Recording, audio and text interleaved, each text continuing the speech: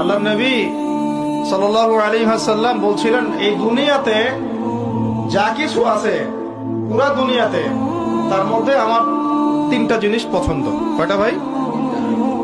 এক নাম্বার সালাহ, এক নাম্বার নামাজ।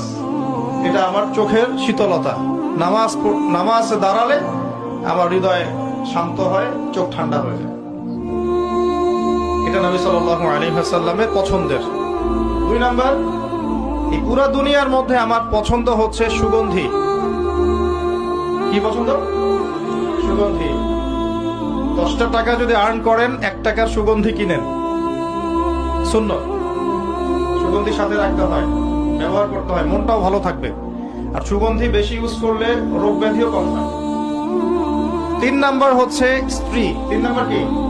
স্ত্রী। স্ত্রীরা আমার পছন্দ। নবী সাল্লাল্লাহু আলাইহি ওয়াসাল্লামের এই 3টা জিনিস পৃথিবীতে পছন্দ।